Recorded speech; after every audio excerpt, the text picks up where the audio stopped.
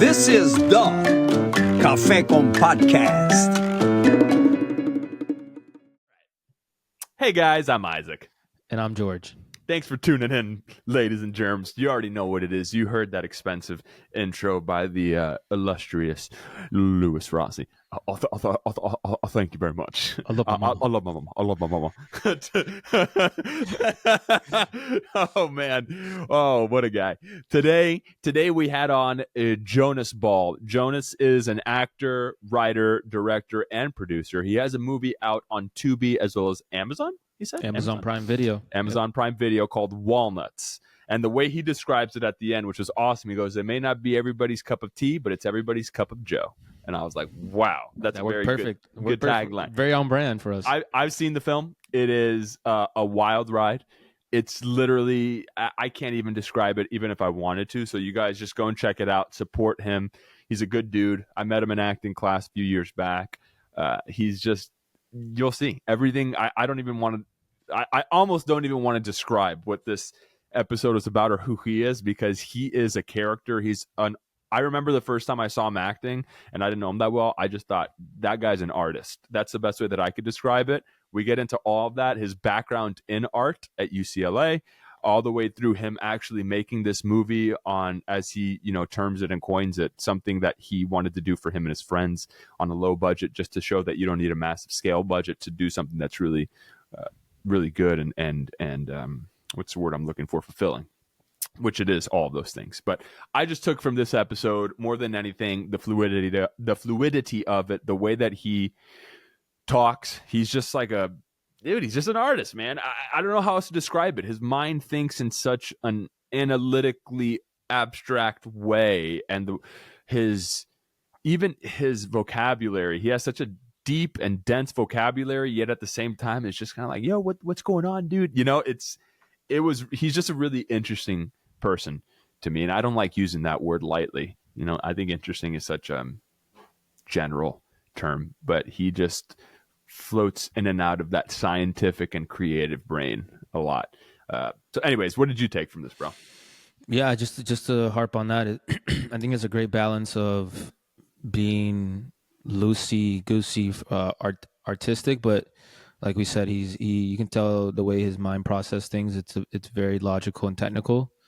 And you guys will see in the episode, because we touch base a lot more on him, which makes sense, him directing and writing the script than actually starring in it, right? And he showed that side of him that's technical, but you can just tell in his demeanor and energy in real time in the episode, he seems like someone that's really good at improv.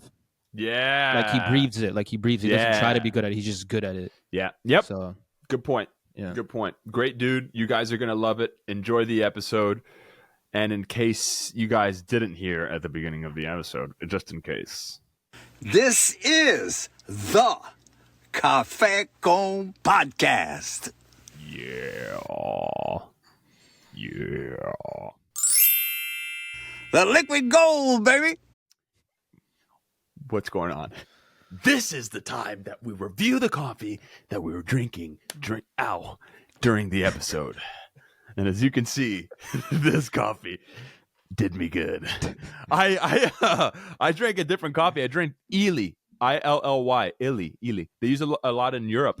When we've gone to Europe, that's the coffee that they primarily use, but they use it in sort of espressos, because they don't have drip coffee over there. In a lot of places, they have Americanos, which are a little bit different than drip coffee. But this one, I bought it and I ground the beans. I don't remember. I think they're medium roast. It was great, man. I really, because I saw that and I go, you know what? I'll try it. I know that it's not typically the type of coffee that you drink. I drink it in French press, like I've talked about before, but I'm going to give this one like a 7.9. This is really good. 7.8, 7.9. It was a really good experience for me. And I drank 2 cups of it. So I'm zooming right now, but it also isn't making me feel too cracked out. I feel good on it. So good taste, just your classic coffee taste, nothing that's too flavorful. My 7.9 is more off the feeling that it gave me. And I put my layered superfood creamer in it, vanilla, and I put my creatine, and it just sent me good. that's pretty high for you. Yeah. It made me feel good today. It made me feel good. Okay.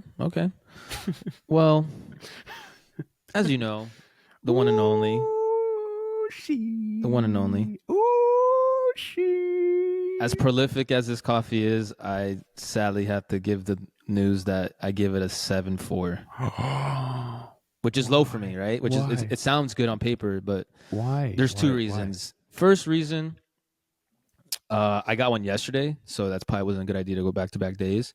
And second reason, which is my fault, I thought we were filming 30 minutes earlier in time, so by the time I drank it, it was cold. Which I don't mind cold coffee, but it hits different when it's hot. We all know that. Of course. But yeah, 7.4. But guess what, guys? C's get degrees, so it got the job done. It got the job done. I had a great episode. I had a great episode. So oh man, enjoy this rocket-fueled episode. Cheers. Salud. Yeah. Salud. I'm ready for. Oh, cheers. Oh, Papido, you got the cafecito in there, dog? What do you got? Oh my God, Cuban coffee. that rocket fuel. Oh my Cuban? God. Yeah. What is it? Just like the little guy? Is it a Cuban? Remind me, what's a Cuban? Yeah, but like, is it espresso? Cuban is someone who comes from Cuba. I understand that. It's gonna be one of those episodes. I saw his reaction to sarcasm. It's gonna be one of those episodes. I like him already. I like the way he reacted to it. But yeah, explain to him. What, it's just Cuban like coffee is. so. Cuban coffee is espresso beans. Yeah. But the way that it's prepared, I think I might have made it for you here.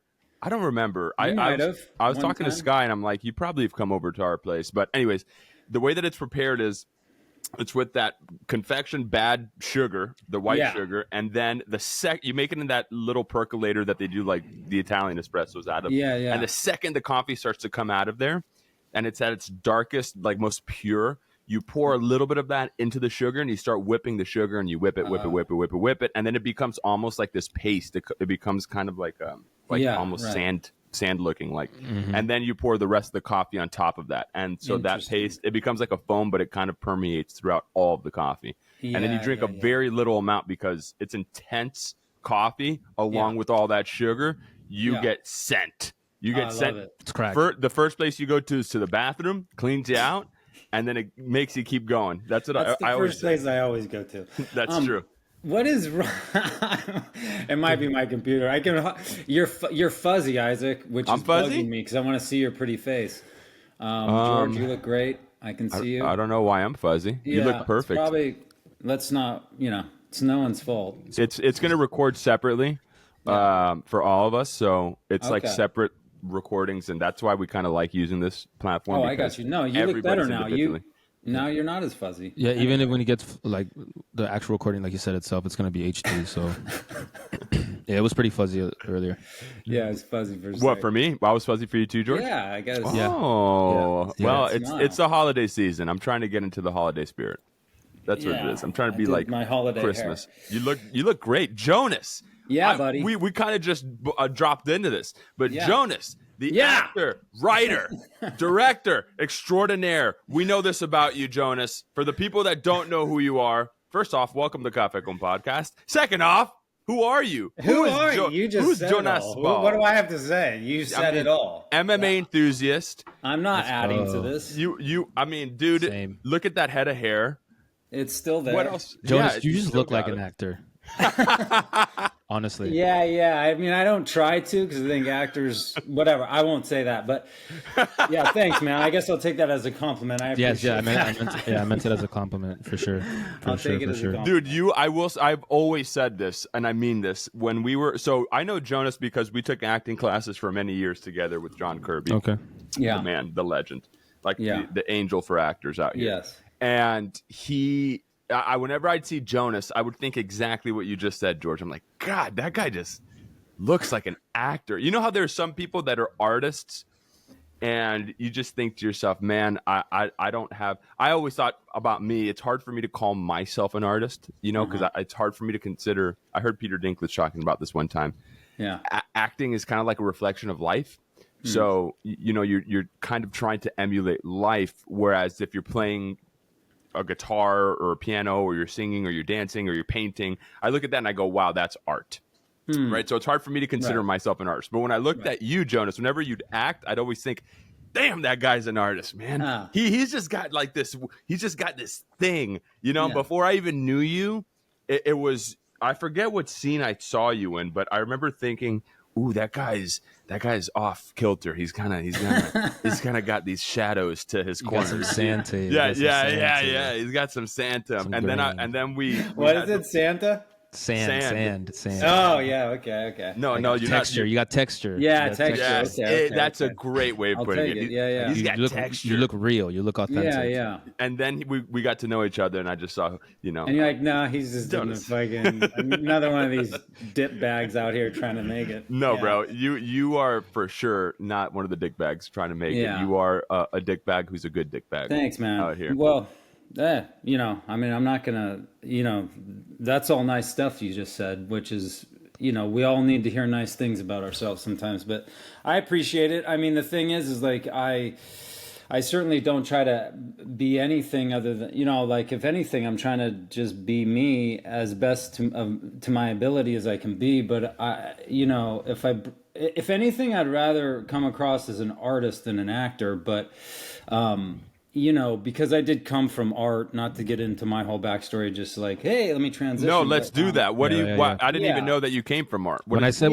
actor, yeah. I meant more of like you seem like Right. you have an artistry to yourself. What did you come from? I didn't know that you came from like another medium. Yeah, I mean, I studied at UCLA for fine arts, so Oh. I got into UCLA for fine art, and I don't know what that means. What does that mean? that You get it means for fine art. drawing, painting. Okay. Yeah, all those things that you mentioned, because I've had that similar experience where I'm like, acting, art, because like I think of art as painting, a dancer, Yes. But I will say, music. I mean, I know you do music, George. But great acting is the same thing as that. Yep.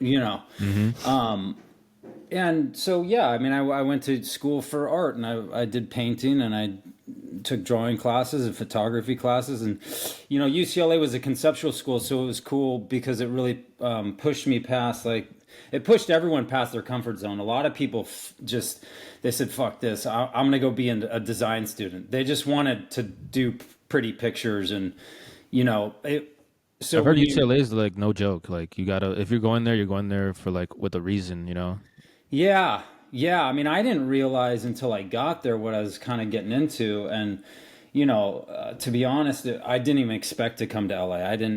I had these, I was not getting into some classes, but that's the art thing. So you can send a portfolio of your work, and, some lesser schools won't take you. UCLA took me. It was very strange. It was kind of like this incredible experience. I never thought I would actually be in LA. I wasn't even thinking about LA. Acting was not it was probably in the back of my mind, way back there, because I can tell you I've always thought about it, but like I was more like wanting to be a musician, and I was like, maybe I'll go to fucking Seattle and be in a grunge band. Where are you from, dude? Where are you from originally? Sacramento, like Northern California. I mean, I was born in Roseville, but like I grew up mainly in Sacramento, from like I've been there. Third grade on or something. Dude, like that makes you totally give me a Northern Cali vibe. Yeah, Sacramento that for makes sure. Like so just real. much sense People there now. just real. Yeah, I mean the people in Northern, at least from my experience, Where Northern the Diaz California, brothers are from. Yeah, they're from Where, who? Stockton. They're from Stockton. That's close to Sacramento though, No, isn't it's it? close to San Francisco. Yeah. Well, Stockton's like in between, I don't know, right? It's kind of right in the middle. Yeah. I had to pass by Stockton to get to Sacramento. I think that one time I went. Love the Diaz brothers. Anyway, I met Nate Diaz. Did you? Actually. Oh yeah. Oh, I wow. met Nate Diaz. Yeah. I started doing jiu-jitsu. I haven't been in a few months, but I started doing jiu-jitsu at Jean-Jacques Machado. And they had this seminar or whatever. So it was just like a bunch of people, and he wasn't there. It was, I believe it was one of the Gracie grandchildren was doing the seminar. And then like 3/4 of the way through, this big, tall motherfucker just pulls up in his gi, though, white gi, super quiet, is not calling attention to himself, but you can't help but see him. The dude is like, he the size of him reminds me of kind of those Sasquatch pictures that you see, because he's so tall and lanky. Yeah. And you know how there's people that you see that you just go, you probably don't work out, but you could beat anyone in a fight. You know, that's how I felt about certain people in high school or when I went to college. There's like skateboarders that aren't traditionally athletes, but you know, if you threw hands with them, they'd knock anybody out. Sure. That's how he was. And I went up to him and I was like, hey, can I get a picture? I got a picture with him. He was super low key, bro, but he is a bad motherfucker. I mean, what's funny, you say that, and like, I think he is like way bigger in person than he seems to be even on. Dude. But that shows you how big those other guys are. Because like he looks small and skinny compared to some of those other guys, and I'm sure in person, like you said, he's like a Sasquatch. You know, he's way bigger. he's like thick. That's the other thing. He's wiry, but he's like thick. It's weird. Right. I don't know how to describe it. He was, I'd say he's about 6'3", 6'4". Right. He was tall, man. Yeah, he was tall. I was gonna guess like 6'1", 6'2". No, he's tall. He's tall, and the fact that he fought at 155 for that long is crazy. I know, that's crazy. He's a bad boy. He got skinny for that stuff. Yeah, bad boy. Okay, let's not divert into the MMA just yet. So North California, yes. I mean, and then UCLA Conceptual School, and then I have another question to you also that I'm not going to forget after this. But keep going. No, it was just like, you know, I mean, I grew up like, I just like to draw and paint. And I have to say, in my high school, which I went to like a Catholic all boys high school, which was interesting, but like I had an art teacher there that like was a big influence on me, because he was like a real artist. They brought in this guy that was like a legit artist selling paintings and in and around San Francisco and all over, you know, but he, you know, his personality aligned with mine in many ways, and that opened up some other things in my brain. And he, you know, one thing he did is he took like three of us at the time for a summer into his art studio, and we would paint bigger paintings than normal in our class. In the class, you know, you're just at desks kind of next to each other, so we actually like put paintings, you know, canvases on the wall, and you know, and he would be playing his music, you know, which was everything, Lou Reed and all that stuff, and we'd just be getting down with this like real artist guy, learning how to kind of, I was just soaking in what it was, what he was about, what he was doing, this like little studio in this downtown loft, kind of romantic idea, but like it was the real thing. He was the real thing. He was painting paintings, and he was, you know, he had a process every day. He'd go in there and he'd paint, and we got to go do that with him one summer. So all that to say is that like that was, you know, that guy Tom Lever is his name. He had a big influence on me. But really, when I was just doing art before UCLA, it was more like, it wasn't conceptual per se. It was more like, what do I like to just draw, and what kind of feels and looks cool to me. And, you know, it was more feeling than it was what's coming out of my mind. What am I thinking about? What is the point of this? And so UCLA, and I think most people, so anyway, I got in from, you know, these drawings and paintings I had done. And then it was like, what are you thinking about? What's the point of this? What are you doing? And it was a big slap. It was a big shift. And it was for a lot of people. And that's why I say a lot of my colleagues early on, they were like, I just want to draw pretty things. They went into design. They jumped ship. They didn't want to be confronted with like, what's the point of what you're doing? The deeper dig into it all. Yeah. Just like, what is your intent? What is your angle on this? And I mean, obviously I've taken all of this and then like, I put it into the acting too, you know, and that's not this. I just would say that art made me a better actor and vice versa. And then, you know, I was not meant to be like a theater student, nothing against that. I think I would have gotten burned out. It wasn't my thing. I didn't sing and dance around like those kids. It wasn't, you know, they fucking annoyed me, to be honest. You know, like, oh, this is the distinction that we have to make. There are two divisions of theater. There are the straight acting majors, and then there are the musical theater majors. Sure. And the musical theater major, at least for my school at UCF, you knew exactly who you were talking. Even before you approached them, you knew who you were going to talk to, because the musical theater ones are tap dancing. Listen. I thought in high school, when I left high school, the high school I went to, Isaac, my sophomore year, and then I went to a school that had like a big theater department as well. Yeah, you did. Beautiful. And I was like, okay, these kids act like this because we're in high school. They're just, enthusiastic. Sure. Then I get to college. The second college I went to was next door to Isaac's in Orlando, and he would take me to his theater events, and I was like, "Oh, this is not a phase. This is this is how they really are. They're just ecstatic about every little thing that their mind. Now they're kids in a candy store. Now they're in their element. The acting students are a little more. The straight acting students were the potheads, kind of.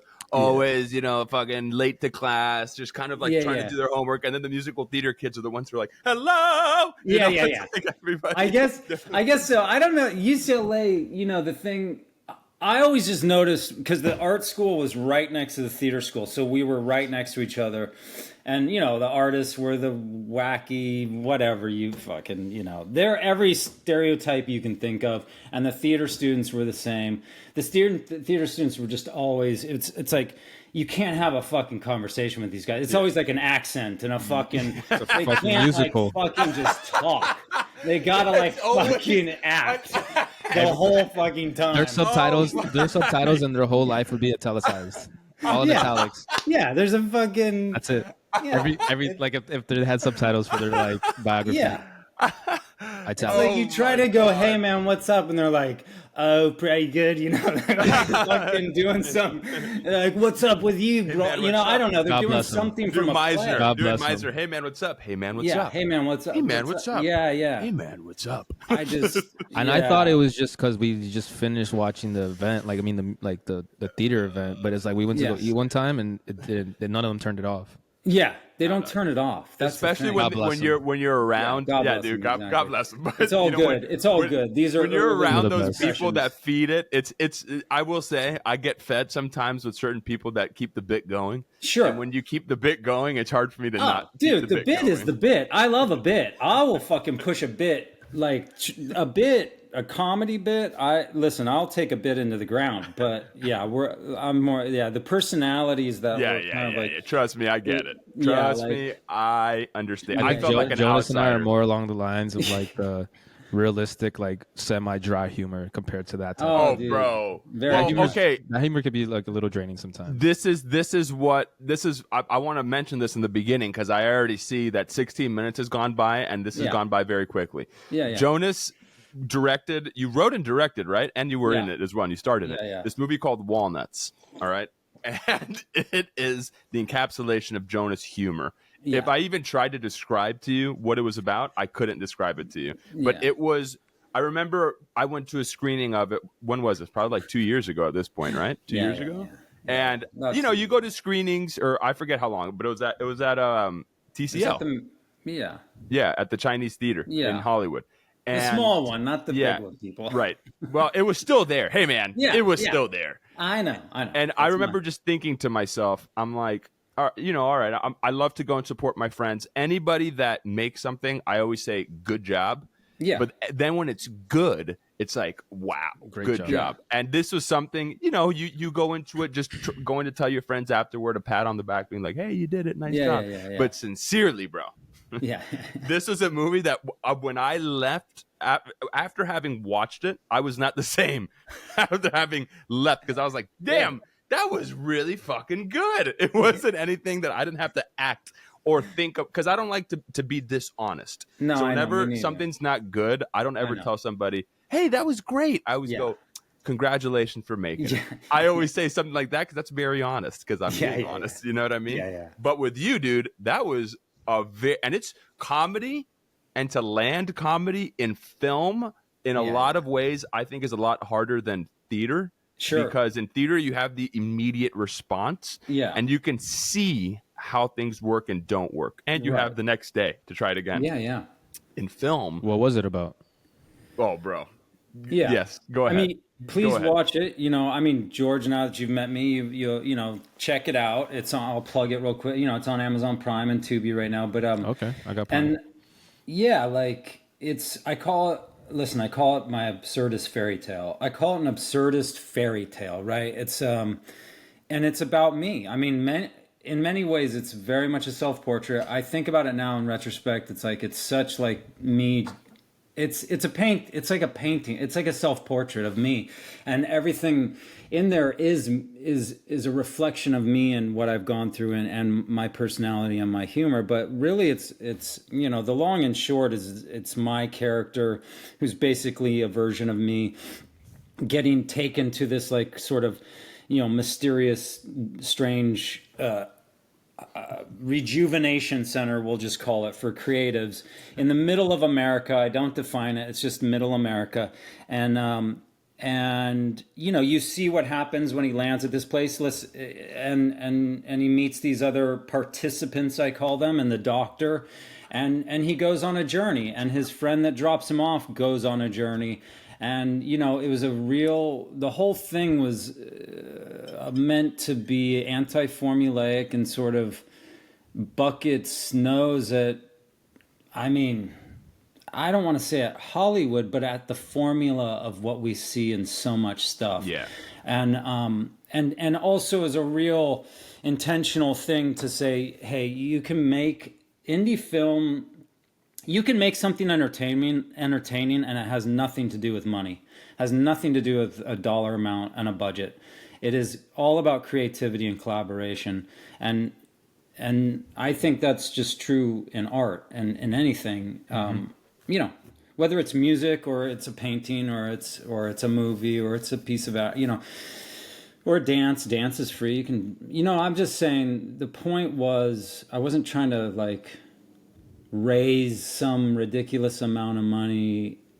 I was trying to show that I could make something creative for very little, and that creativity doesn't depend on dollar signs. And you did. And you did. That is the thing. And I want to sort of divert for a second before we get into Walnuts, because I do want to talk, because I have a lot of questions about that. Me too. But before we get into that, earlier on, you said something about how great acting is like a great painting, and you kind of see them both in the same way. I don't think I've ever asked you this. How do you define great acting? How do you define a solid performance, whatever that is? And then I want to get into Walnuts. But before I forget that question, because I was very interested to hear what you had to say, because your brain is analytical, but in an extremely conceptual, creative way. That's what's very interesting about the way that you sort of see things. So what do you define as like great acting? I would say it's, for me, it's always been something similar. But the thing that I would preface it with is that, like, great acting for me, it can be totally different from some other guy. And like, I realize now, I used to be a little more, elitist about this stuff, or sort of like, through a very specific lens of but like what I might not like and then consider great acting, some other person might love that actor, and that actor's serving that person. So, but for me, I don't know, man. Art, all this stuff, it really goes back to taste, in my opinion. And we all know what great acting is. We all know who the great actors are. I know who I want to be like. I know who inspires me and I want to emulate. And that's why it may be different for different people. So, like, I bet you can guess who I like. I bet you know exactly who I like, and who I think's a great actor. But like, listen, what great acting is for me now is some sort of infusion of the real person's personality mixed with the character, and so something original can come out. And we're not watching someone. I think even Daniel Day is just putting his personality into those characters. He's not becoming Lincoln. Yeah, he's Daniel Day being Lincoln. None of us know what Lincoln was. Yes, we can read about it. You know what I mean? But and I think if you get too stilted and like, I'm trying to be this guy, then, or this woman, then you're going to lose your personality and what it can do for the character. So I just think it's the fusion of both. And I think the best ones that do it are like Joaquin Phoenix, Daniel Day. There's so many good ones. Gary Oldman. There's so many. I mean, I love Vigo. I was big influenced by Sean Penn, obviously. You know, I was gonna say Tom Waits, but yeah, Sean, well, I totally see. not as an actor, Sean but Penn. like, well, maybe he's all right. Yeah, he does a good job as Tom Waits, but yeah, like. Do you guys think this is me outside looking in? I'm not an actor, obviously, but you kind of answered my question, so I'm gonna flip it on its head. What do you think makes Denzel Washington? It sounds cliche, but what do you think makes Denzel Washington such a great actor? Is it because of that kind of as well? Yeah. I put Power. I put Denzel in that category too. Denzel is bro, at the top of the list as far as inspiring, iconic act. He's right up there with Pacino. He's right up there with De Niro. He's when I saw, I mean, honestly, the one that like really, I mean, I saw like Malcolm X is amazing, but like when I saw fucking He Got Game. Oh, like what he was doing with He Got Game, dude, that stabbed your heart, man. That stabbed my heart. Yeah, like that really got me. And great movie. the thing is, yes, he has a tool. He has a system that can, like a Pacino system that he can hit like really big notes. It doesn't mean like every actor has to do that, but like usually the great ones know how to hit a big note. It's like music, like they know how to, it's like, I don't know, scales. It's like they know how to go down and they know how to come up. And that's what the great ones know how to, they can fluctuate their system to serve whatever moment is needed.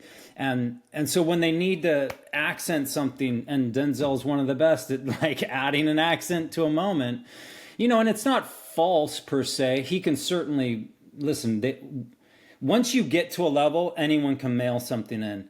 But to get to that level, you have to have true, authentic talent that is, Which I was gonna say, because it's not. I guess it's not so much of like.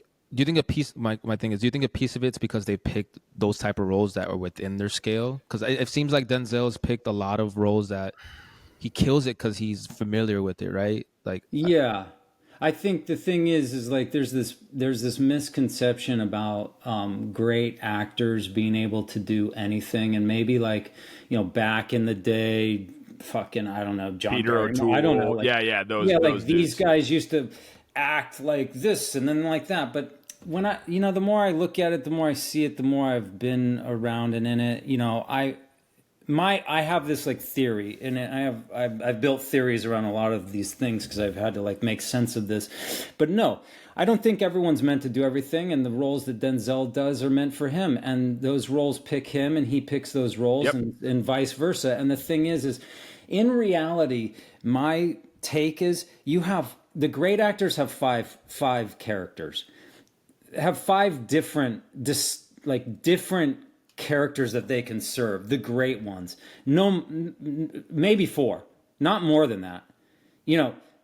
Good actors have two. And when I talk about character, I'm just talking about they look different, they sound different, but like really, they're all kind of doing them in those roles. So because that's really what we're after, and it could get tiring after you've seen too many Denzel movies, and you're like, but the thing is like that's really what acting is. It's like bringing who you are to the role. Otherwise, you're just kind of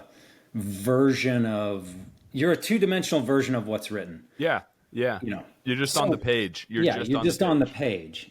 So you have to bring your personality, and like my personality is not going to be so vastly different whether I play a woman or a gay man or a fucking gangster or whatever I play, or a killer. My personality is my person. Now you can take your personality down, again, musical, you can be like lower, or you can, have higher notes. So I think the thing with like what you're saying, I think those roles pick him, and he picks those roles. And sometimes these big actors do what they know they can get done, get the check, move on. That's okay. I'm okay with them doing that. They've proven themselves. They don't have to keep fucking proving themselves to me. Yeah. But it is nice when you see them after they've done a lot of work for money to like go back and do something kind of odd or pushing them in a different way that you haven't seen in a while. I mean, that's cool to see when they do that. Dude, I mean, there's so many things that you just talked about that brought up so many tangents in my brain. But one of the things, I think it was John Hamm that said that he had a mentor after Mad Men tell him, you got to go away for a little bit. You got to not do anything. And he goes, well, I'm getting all these offers or whatever. He goes, yeah, but you have to be forgotten for them to remember you again.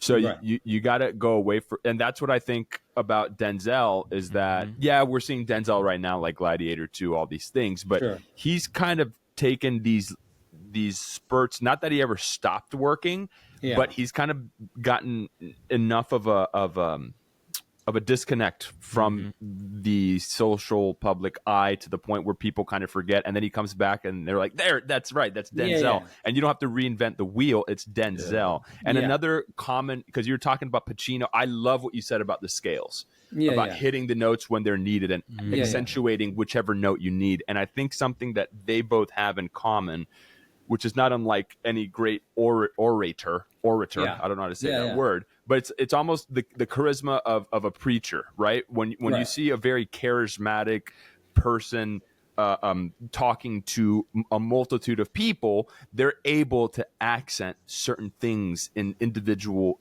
scenes. Now, the thing about Denzel because I agree, I think he does an amazing Denzel. Like if you see Glory, have you ever seen Glory, George Mike? Yeah, it's been a minute, but bro. And Glory's an unbelievable. It's the first black battalion in the Civil War, and Morgan Freeman's in it. Also. I think I've seen bro, it. we saw. I think we saw that date. Yeah, it's an older movie. I think I think it came in the '90s. Came out in the '90s. It's a good one. Amazing. Matthew Broderick's in there. Yeah, Matthew Broderick, Morgan Freeman, Denzel. It's an all-star cast. Incredible, right? Then he did Philadelphia. Then you see Malcolm X. All these things. He accents Training Day. You see this American Gangster. It's like the same. You know what you're gonna get with Denzel. Dude, even in Fences. Oh, yeah. He did that on Broadway too. That's the other thing that I love about very Denzel. subtle movie, but it still encapsulated like the struggle of who he had to, and great material. I think that is something that you did bring up. It's a good question, because I truly believe this. You can take a bad actor and give them great writing, and it elevates the acting. You can't take bad writing and elevate the writing. It's harder to make bad writing look good versus making bad acting look good with great writing. I don't know if I said that right, but when you have great writing, it just makes acting a little bit freer and easier to go within those constraints. Whereas if you have bad writing, it's really hard to elevate it to past a certain degree. Right? Like if you have bad writing, you start here and you may be able to get it there. But if you have great writing, you already start here and like the ceiling is a little bit higher. I don't know if that makes sense or not. Well, yeah, like I'd put it like great writing will serve anyone, right? It'll serve a not so good actor or a mediocre actor. It'll make them better, and it'll make the great actor as great as he can be, he or she. Bad writing, because listen, there's a lot of bad writing. Let's be honest. These actors, and I don't even say that coming from an arrogant place. Like there just is. It just is what it is. There's just bad writing. It's fine. It's like people don't need they don't need like genius writing to be entertained. It's okay. Right. There's a room and space for all of it. Amen. But like great actors can make lesser writing better because they know how to add. They know how to add to it. They know how to like elevate it. But you're already starting like a degree under. You're already starting a few degrees down with the bad writing. But I don't know where that was going. But Fences is amazing. And he does do his Denzel thing, but he's also playing that man. He's playing that man. He's not just being Denzel. Yeah. And that's the thing, too, is the blurring of the line between the actor and the character. And when it's really on point, they're simultaneous. They're together. But you do see when the actor is taking over. Mm-hmm. And you also see when the character is taking over too much. Mm-hmm. And when they're together and in unison, that's the best stuff, right? That's the best. And it can happen in a film. The actor and the character can be in alignment for like maybe 50%, you know, yes. And then the actor has to go this way, or or it's too much of the character. But when they're together, you know, I mean, easy is like Brando and Godfather. It's like you have Marlon Brando and you have that character. That's an easy one. I mean, Stanley Kowalski, but they're in sync. They are together. They're not, you know, they're in a marriage. And it's that state of flow. It's like harmony. And the dancer, when you see, you know, I don't know the first thing about technical dancing, but I know that I've seen ballerinas before, and there is certain times that I've seen them and it's free flowing and it just seems effortless. Yeah. It's that effortless job. You know, I meditate on Headspace, and one of the things that changed my idea of focus, because I used to think that focus was being really intent and sort of hard on it. And the way that they described it was, imagine that your focus is soft. So it's like a feather on a balloon, like rubbing a balloon. It doesn't have to be intense, hard focus. Focus can also be soft. And I think that Brando analogy, because I love Heath Ledger. Heath Ledger's like my man. That's my guy. Inspired, I think about the Joker. I think about Lords of Dogtown. A lot of people don't know that movie. Wow. Yeah, Lords of Dogtown with him in it. And he always seems so effortless in that pursuit of playing, you know, and it's not this intense focus of trying to get somewhere to do it. You know, and of course it could be over 17 takes. Right, the first 16 might have been intense trying to do it. You don't see all of it, right? So it's that marriage of the two, that harmony, like you were saying. Yeah, and I think that's another thing, because I've listened to a lot of Denzel interviews recently, because Gladiator and all that, and he talks a lot about how in film you have a long time to try. So he goes, just fucking try. When they ask him, how do you know the character? He goes, I don't know the character. When I show up day one, I don't know. I don't. I do all my work. I know if somebody says, well, this person's saying this, I go, I know why they're saying it. I know why you think that way and all this stuff, but I don't know who the character is, you know? So you just got to fucking try.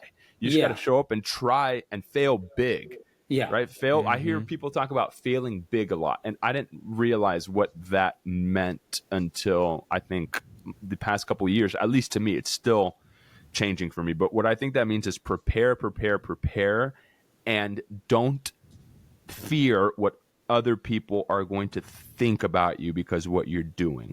Yeah. You know, so when you fail, allow yourself to go to where you are attempting to go to, instead of holding yourself back from attempting that. Yeah. I think like when I hear that, I think of Pacino, and I think what comes to mind is Devil's Advocate, and like, you know, there's stories about him trying things or not trying things. Listen, Pacino always could go up the scale anytime he wants. He can go up the scale, and I don't want to get into the whole, like, I mean, we can, but like, it's a little get into it, brother. But I'm saying there's a story where, like, you know, it's like Charlize Theron is like watching him do his thing, and she's not really from that school, and she's like, and everyone's like, fuck, did he just really do that? Like, that's fucking, but not in a good way. Like, that's goofy. Yeah. Like, what the fuck's he doing? Yes. And it's like, he's riding this, he's playing notes, and you know, not to sound jazz guy, but he's just playing notes, and like, you know, like, I hate that shit. He's playing notes, baby. Hey, bippity boopity, you know, sometimes he's on the boopity, this time he's on the bippity. Yeah, he's a great actor playing notes. But he is, and he's used to letting himself go places that a lot of people just are too scared to go. Yeah. And you have to try things, and that is where the fun is. And like, you know, I'll bring it to like, I did a lot of that stuff in Walnuts, is like just going places. But I mean, as far as specifically acting, man, you prepare so that you can play. you prepare so that you can throw it away. That's the kind of idea that you can like get out of your way. It's so and fucking you can hard. have fun and like, and then you have like an anchor or something that you can always fall back on. And it sounds easy, but it's not. Bro, Meisner, one of my favorite recent quotes is, the technique is there if you need it. Yeah. If you don't need it, you don't have to think, what's my objective? What's my Yeah. You know, if you're lost in the woods, lost at sea, and you have no idea which way's north, you have no idea what's happening, and you're just trying to get shore ground, that's when you can go back to let's go back to the technique. Let's go back to the things that I know I need to do, because sometimes I think being over technical, and even in John's class, there's a lot of people that I've worked with that are over technical, just in classes in general. Yeah, and they get that. I know Charlize Theron is like that, from what I've heard. She was a dancer, so she comes from the school of training where it's like, I know what I'm doing. This is what I'm going to do, and this is how I'm going to get it. Yeah, I know a lot of other people that are very like when we work together. That was actually something I was going to bring up, and it can be another tangent after Walnuts, but. When we worked together, I felt an immense sense of play, and that was something I was going to say is you're very present. You didn't pre-plan what was going to happen. Let's say my line is, what were you thinking? Yeah. You didn't pre-plan of it, you responding to that in an aggressive manner, in a quiet manner. You allowed for it to happen. I loved that scene, and we didn't even get to do it that much. I know. It was fun. What was it? How to Fight Loneliness? What was the? It was David Mamet. How to Fight. It was Mamet, or was it Mamet, or was it Neil LaBute? Neil LaBute.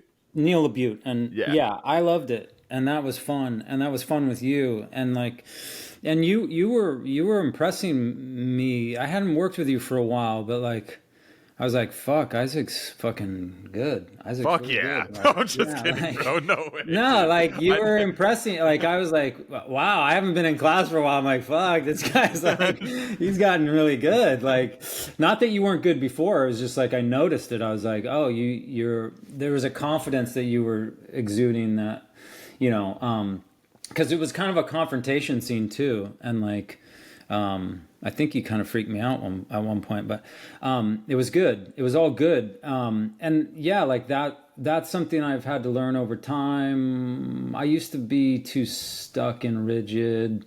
I never wanted to be. I think I was just so scared that I was going to fuck up that I would get stuck and rigid. Fuck up what? Like the lines? Oh, just like the line. Like, I didn't come from... Listen, art was a loosey... Art's about imagination, and it's about imagination. I'll just keep it simple. And imagination isn't rigid and, confined. And so I never wanted to I don't want to go into any creative endeavor rigid or confined to think it's like a fucking, like a computer program or something, like 1 and 0, 1 and 0. You don't want to just think in binary terms. So, but what happens is our system, we're human and we want to be liked and we want to do good. And then we start putting these like pressures on ourselves. And especially if you're an actor, because it's you standing in front of people or in front of a camera. And so there's a spotlight on you, and it's different than me painting a painting in a room by myself and then putting it on a wall and then hiding in the corner, and then people can talk their shit, and then I don't have to, I'm standing there in front of other people. We're getting judged. So then you start worrying. And when you start worrying, you start over controlling. Interesting. That's really, and George, I have a question for you that just came up. When you're making music at home, do you feel the judgment of what people are going to think about the mixes that you make, as opposed to when you're spinning in front of people? Because you can feel the way that people react to your music right away. Do you ever think about how people are going to, for like what Jonas was saying, where if you're painting, you put it on a wall and you leave and you have no idea what they're saying about it. You're not there to experience it. You understand what I'm saying? I don't know if that question was clear or not. When I'm DJing or making music? Well, both. When you're making music and when you're DJing, what's the difference in the way that you perceive what people are going to think about that music? Do you and think about it? I would add to Isaac's question, when you're making music by yourself, do you have the audience in mind? Yes. Okay, yeah. So I realize I go about it two ways. The first one is I'll make something that's just to play around with, right? Just to keep it loosey-goosey. And then the second one would be the audience. But I don't think of the audience. I never really did, but then I think what really like helped me confirm that was recently seeing a Rick Rubin interview where he's like, the audience doesn't come first, you come first. Right. And that's kind of how life works in general, right? If you want to be selfless, you have to be selfish first. Sure. Because, and it goes back to the last episode we had where it's like there's a difference between kind and nice. If you're being nice, it's kind of a weakness because you want people to like you. Sure. Whereas if you're being kind, you're being selfish in a way because it's like, this is the way I would want to be treated, right? So I think it comes back to the music. So what I'm getting at is like, say if I find a loop online, or if I create a groove, it's more so of like, I like this, it's making me dance in my room, and like, not to toot my own horn, but like I come from a culture that's a lot of good dancing. So if it's making me dance, out of all the music I've ever heard in my life, it's got to make at least another person dance. So in return, I am doing the audience a favor of, as if, let me be the Richter scale to these sounds. And if I'm reacting to it naturally, or if it's perking up my ears, then the job is done.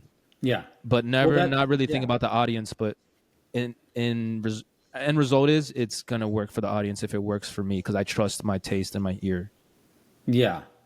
Yeah, trusting your taste and your ear, trusting your instincts. And I mean, that's how I made Walnuts, in the sense that very thing that you said, which was, so like, this makes me laugh. This makes me dance, right? Your music in your room alone. Well, I'm writing this thing, I'm writing these characters, and I'm chuckling, I'm entertained by this. And like, you're dancing in your room, and then you're like, if this makes me dance, it's gonna make at least fucking this handful of people dance. And I'm going, well, if this is making me chuckle, I think it's gonna make this handful of people chuckle. You know, and that's how it spreads. And it doesn't spread saying, okay, the starting point is this going to make everyone dance? Is this going to make everyone laugh? That's not how you start. Yeah. That's a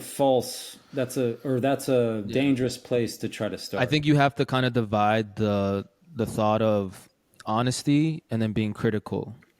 Like, just be honest with yourself. Like, is it making me dance right now and it's fun, it's making me smile? Then just being critical of like, yo, is a bunch of people gonna like this? You know? Interesting. Interesting. And I realized too, when I make a lot of tracks that don't see the light of day, or I don't even finish them, right? Yeah. So I know, when I first hear like a groove, because I make house music, so it's all about that groove, right? And the rhythm. Yeah. So if I make a groove that I like, then I'll continue. But then I know if it's gonna actually be a song that I can work with, is if there comes a certain point where you make like the actual main loop, like the chorus.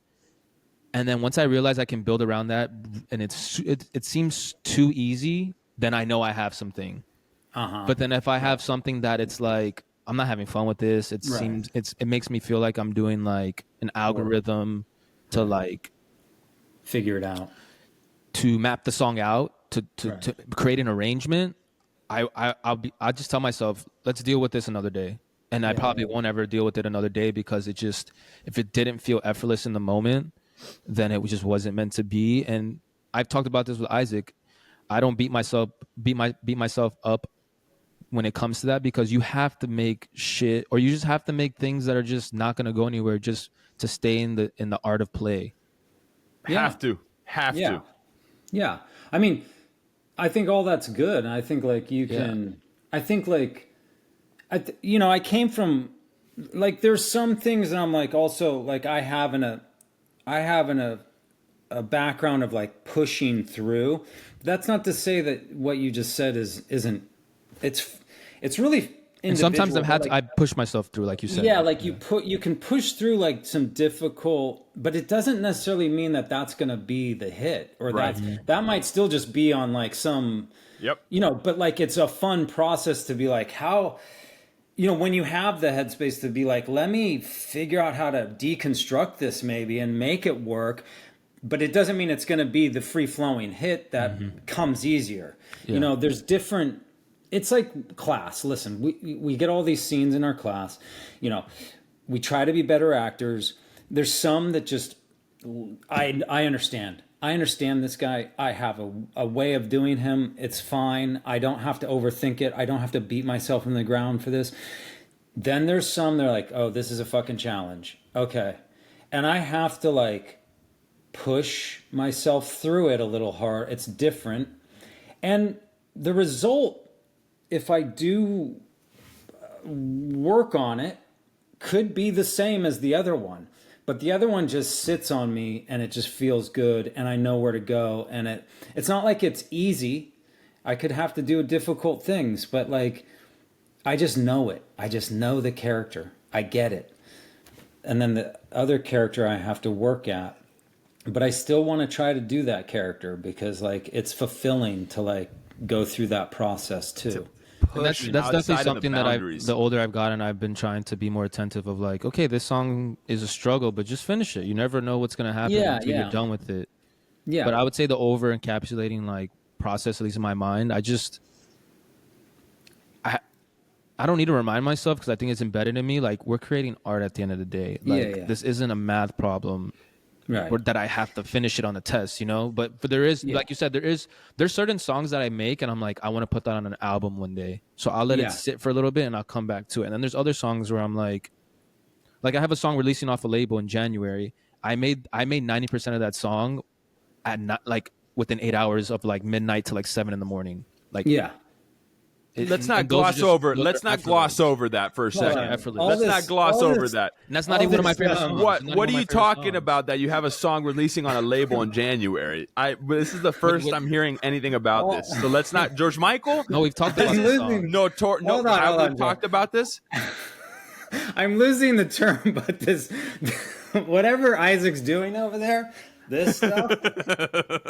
It's because there's times that something's happening. Well, George Michael will drop shit sometimes, and I've known him since I was 4 years old. All right, this is a classic George Michael move. He'll just be talking. We talk like every day. All right, we have a group text with our core boys that we talk every day. What other subject I do this with? Well, with girls, right? So I don't know. George Michael has a girlfriend until he's broken up. Not a girlfriend. Okay, whatever. A booty call, a girlfriend, una jevita, lo que quiera, bro. Whatever. Yeah, that he has a girl that I don't know about until he's like, yeah, I broke up with my girl or whatever, and I go, what girl, dog? He's like, I was dating this girl for like 8 months, and I go, what are you talking about, bro? No, it's like 3 or 4 months at a time. It's like okay, whatever it is. I'm exaggerating, but let's go back. What are you talking about? You have a song dropping on a label in January. I don't remember talking about this. When we talking about this? Nick's cousin's label. I didn't know that. I thought I told you. No. Oh, okay. Never mind then. Hey, it's a song. It's a song I've been posting on my story that was like unreleased. That the DJ I was telling you about was playing it overseas. All right. Yeah. Who you releasing it on Jody's label? Jody? Yeah. Oh, nice. On Spotify? Can I find it? Where can I find it? Well, it comes out in January, so once it comes out, I'll definitely send it to you guys. But like not to. It wasn't just like do like a shameless plug. Yeah. It was just more so to give the idea of like, dude, I made 90% of that song in one night. Yeah. In one night. Well, and those are the type of examples I like to give of like, if it's flowing, just... And I don't even like that song that much, to be honest. It's a super simple song. Super simple. Keep it going. I'll add to what you're saying, which is, I'll put it this way too, which was like art school, going to UCLA, going to conceptual school, really them asking me, what do you, what is this about? Why are you doing it? What is your intention? Trying to like figure that out. Cause I didn't know a lot of what I was. And again, before as a kid, I was just drawing shit I liked. I was just coloring shit I liked. What did you like to draw, by the way, also? Oh, I mean, you do a lot of people. I did a lot of abstract stuff. I mean, I use pictures and then I go off kilter. I take an image and then I just mess with it. But I sort of figured out after going through the process of UCLA and trying to understand what am I trying to say, which was a good process. I'm glad I went through that. It was not easy. because I'm not someone that's like, I don't like to lie either. So if I didn't have something I knew I was saying, it was hard. I wasn't going to dance around it. I failed miserably as an art. I'm not going to say failed miserably. I had some things that I was just like, I don't know what the fuck I'm saying. I don't know. And I was just trying. The point is that my opinion of like art now is that all that intention and all that stuff, you can be a conceptual artist or even a conceptual music maker. You can be conceptual in art. That's fine.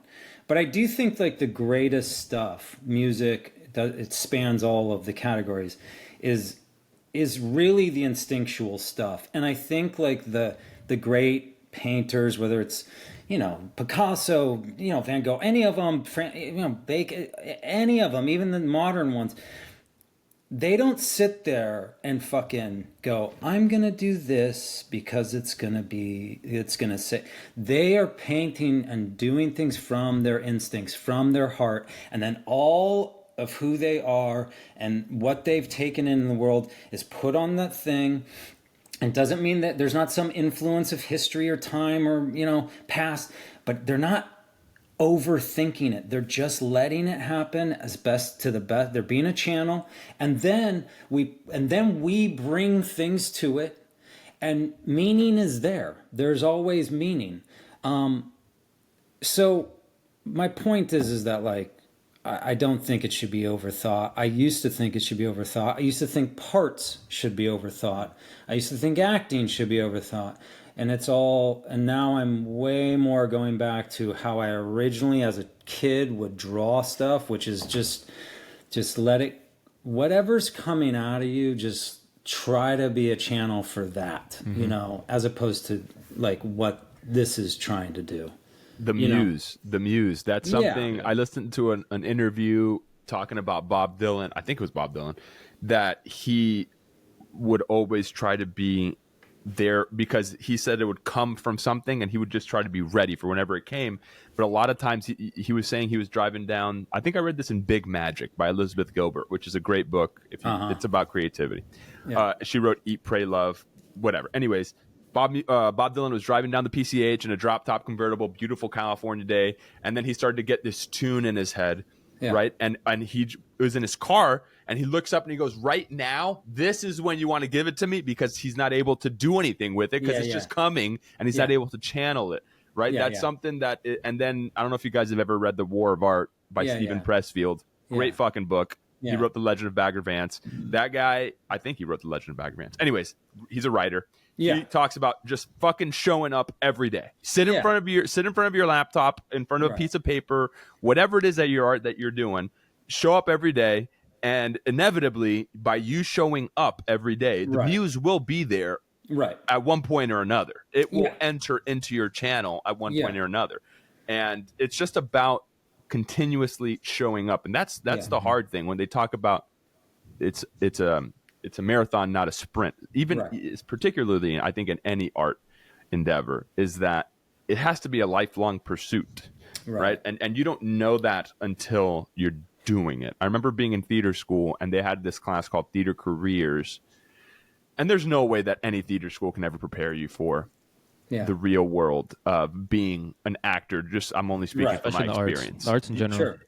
Maybe like business and economics, yes, but arts, no. They can give you the overview of it, but until you're experiencing it firsthand, you don't know. You know how? Oh, I got to show up because even though I just had a fight with my spouse, or I just fucking, somebody in my life passed away. It's just all these things, or I'm just a normal day. I'm having a great day, or I'm having a very shitty day. Whatever it is, you just wake up not feeling great, and you still have to go and do this thing. You don't know the actual ups and downs, the emotional, the roller coaster, the intellectual, all these things, spiritual toil that goes on in pursuing these things until you're doing it. Right. And that's, I think, the same way I feel like about all of it, dude. Writing. Yeah. I've tried my hand at writing and all this shit. Dude, I did sound engineering, and they teach you like, the technical stuff and production and all that, but you don't understand that like that's this much compared. Like when you go into the real world and working in a studio, it's really like 80% is like, how do you move in the room? It has nothing to do with the buttons on the board. It's just like, how do you move in the room? And you don't understand. You don't even know that. I mean, you don't really think of that until you like get that first gig. Yeah. What do you mean move in the room? What does that mean? As a sound engineer, it's kind of like, how can you be an asset but not be in the way? So it's like walking into the room, treating everybody as a colleague and not being a fanboy, not being too nice, but also not being too antisocial. It's just a lot. It's a lot of things to juggle. It's a lot of things to juggle. Yes. Right. The practical things that you need to know, not just like. But you don't learn those in school at sound engineering school. You just learn like decibels. Which is important. Physics of sound, which is important, but it's like it's not those other things. Those other things, like you got to learn that in real time, and sometimes you learn it by fucking up. But then it's like you pray to God you didn't fuck up a certain scenario where you can't get that back, because like they say in the industry, they say like they don't get mad at you, they just don't call you back. Well, that's the thing is like so much of this stuff, like we all think we have to be like the best at what we do.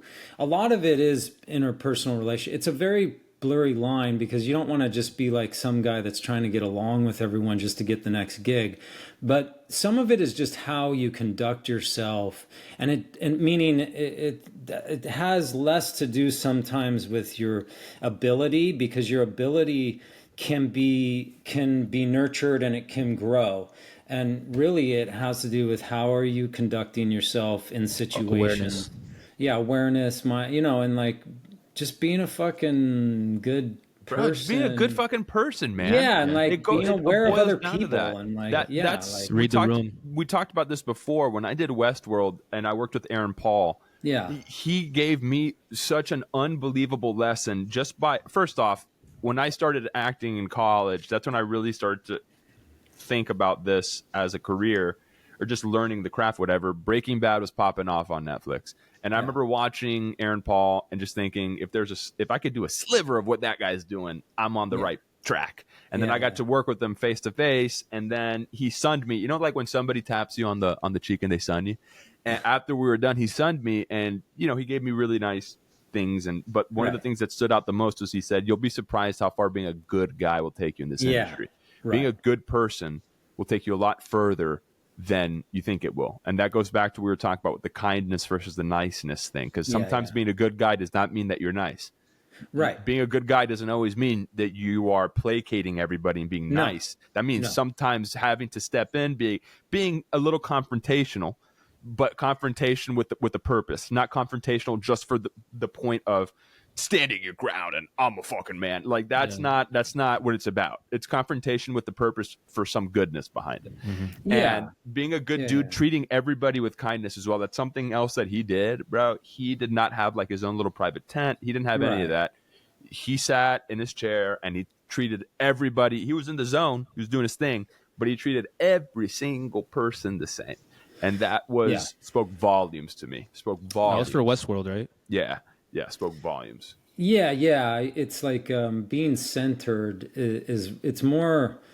Yeah, you don't have to kiss everyone's ass, and you don't have to like glad hand everyone, but you want people to just trust that you are a reliable source of adding to the collaboration. You are a reliable source that can add to the collaboration, and you're easy to work with. And that doesn't mean you're a fucking ass kisser. It just means you work. You're a worker. You're a worker amongst workers. Bro, it's like a baseball team, right? I think more than any, I love sports, right? But I think film in particular is the most like a baseball team, all right? Not like any other team. For whatever reasons, baseball. I had a coach tell me one time, an acting coach, baseball is the only sport that you can literally fail 7 times out of 10 and still get into the Hall of Fame. Right. All right. So you're just trying to get on base. You bat .333, which is 1 out of every 3. You just get on base, not hit a home run, just get on base. And then you have your utility people in the bullpen. You have the person you use once every 8 games. You have this giant roster of people all working together. right? Because a lot of times on a film set, there's a lot of people that aren't necessarily on set every day, but they're these utility people that have to come in that are crucial in those moments for it to be a successful venture. So I always think of it as being, like you said, a worker on that team. Sometimes you're a pinch runner. That is your tool, is that you come on base to run, and that's it. Right? So it's a very specific thing. However, it's crucial for that entire team, that ecosystem, to work as one. There's nothing worse than a pinch runner acting like the fucking star player. God, what are you doing, bro? Okay. You know, it's like, take it easy, buddy. Go back. But I'll tell you what's the second worst thing is them acting like their job doesn't matter. Yes, that's true too. Yeah, you want people that know what they're doing. Because that pinch runner is supposed to get the second base, and if he gets the second base, statistically, it raises the level of you winning the game. Absolutely. So it's like know your role, like the importance of it. You better fucking do what you got. Let's. Okay, I wanted to connect this with Walnuts, actually. Yeah. All right. I have one more question. Though. I have one more question. I've been basically not listening to anything you guys have been saying. Just Walnuts playing in my brain for the last 45 minutes. For the last 45 minutes. When are we gonna get back to it? When are we gonna get back to it? I have one. I have one last question for UCLA because this is something that's you added a little nugget that was similar to my experience in college. And before I ask this question, I just want to give like my parallel to it. So when I was studying sound engineering, halfway through our curriculum or before our graduation date, we took a show production class. Yeah. Because obviously, A, we need to learn live show production when it comes to sound engineering. And then B, they wanted to just see if kids wanted to transfer to show production major, which a lot of them did. So the reason why I'm bringing this up is, why do you think people left your discipline and went into design? Do you think it was because they were like afraid of how loosey-goosey that discipline was, and design was more tangible? Why do you think? And then also the second question of that is, what anchored you into staying 10 toes down in your discipline and not going over to design? Pure stupidity. No, pure unadulterated fucking stupidity. I think what you said was exactly what it was. You know, the loosey goosey, untethered. What are you doing? What, like,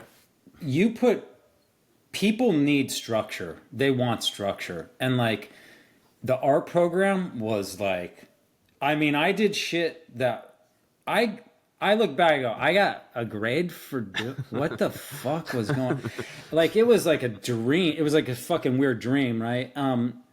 So people want structure. Yeah, man. And I think like some of them, they just realized too, they're like, oh yeah, no, I was just into painting pretty pictures. I wasn't really into thinking about it. And I just like coloring, and I'm sure some of them were like, really quickly realized, I'm not going to make money doing this, but I can make money doing design. Mm-hmm. And that's and good on them, man. I didn't have that foresight. I was like, this is where I belong. Do you think that's a blessing though, not having that foresight and just being in the moment? Yeah, I think it was also just like I didn't want structure. I think I was like, fuck. I wasn't a student. I tried to be a student even as I was finishing my art degree, and I was getting into acting during UCLA, but I still finished the art degree. But I started taking all these film classes, and then I had this like crazy idea that I was gonna like double major in fucking English, because my roommate and good friend was an English major, and we'd have long conversations at night about, philosophize and stuff. And so I'm like, oh fuck, I'm gonna go get all this like classic background in literature. But it was all to fuel the acting. It was all to like understand, like have a background and stuff. I failed. I took a Chaucer class. I got a fucking D. Like I just was not cut out to be that person and like I barely got through my like general ed shit, and I didn't want structure. It's not how I thrive. You're an artist, bro. You're an artist. That's what I mean. Did you come from artistic family? There's some artists in there sprinkled about, but generally no. Like my dad's side is very scientific. It's doctors and scientists and like people that fucking try to like create stuff through science. What I'm missing the word, but inventors.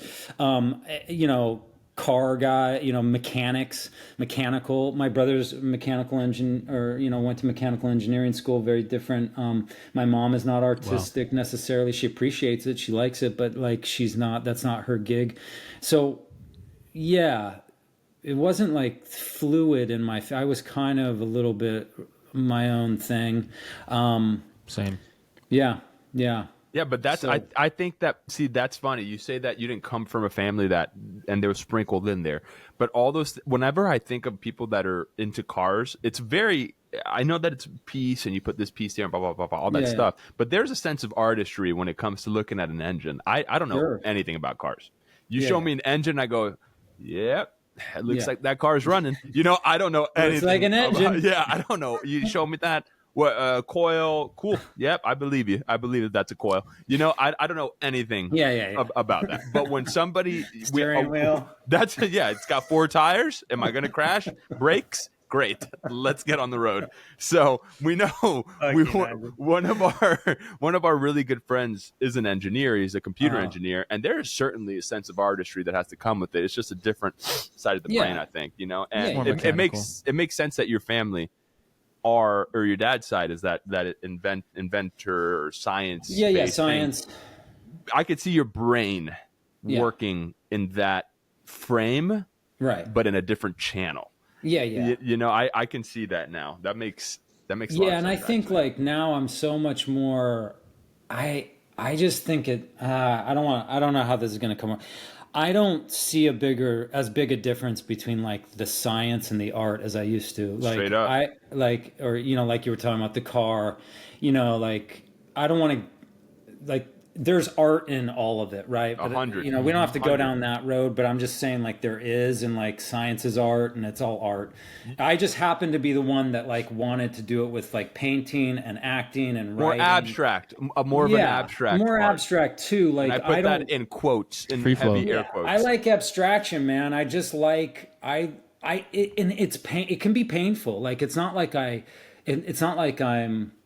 Oh, just give me abstract stuff. It's like it can be hard. Like this is not a fun thing sometimes. Yes. Like, you know, it's easy when you know A plus B equals C plus. You know, it's easy when you're an instruction guy and you just know this part goes in that part and this makes that and then it works. When you are living in a void, sometimes it's fucking scary and it's not always fun. But that's, I guess, the place that I keep trying to get back to, and I keep thinking that's where I thrive the most. Do you thrive in chaos? That's what I was going to say. Do you thrive in chaos? I don't know about chaos. Or peace? I thrive in peace and support and collaboration. I don't thrive in chaos. I think chaos is a killer of energy, and it's a killer of people, and it just causes stress, and stress is not good for us. Mm-hmm. Chaos is not interesting to me. The concept of chaos, of creating chaos as art, is interesting to me, but like living in chaos, no, fuck that. I want peace so I can like prepare myself to create. I don't want to be in chaos with my fellows, with my world. Right. You know, the concept as a construction in art or as a creation in music or whatever, chaos as an idea is interesting. It's always interesting. But I don't want to live in that shit. Okay, so now I have a question, and I'm going to take it to Walnuts. I know I've been saying it for the past 20 minutes, but I'm going to take it. No, it's Were fine. you the main producer on Walnuts? It was me and my ex. My ex were the Baby Whiskey. Okay. We were the producers. What's Baby Whiskey? Is that your ex's name? Yeah, Baby Whiskey. Sarah Jones. She was Baby Whiskey in the film. She was dancing girl. Got it. Yeah. Okay, I was like, is that what she's a DJ? I don't know, bro. 2024. People want to be called Baby Whiskey? Okay, Baby Whiskey. Whatever. It was the character's name in Walnuts. I like assume everybody knows the fucking character's name. So how did you construct, because being a producer, in a lot of ways. Did you direct the movie? I forget if you directed it. Okay. Yeah.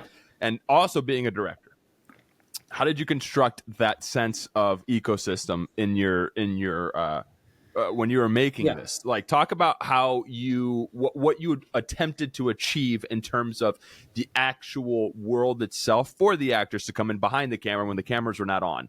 How did you construct that world? It has to be constructed, in my opinion, through trust, right? It starts with trust. And so, I started with writing for having a group of actors that I could trust. That was first.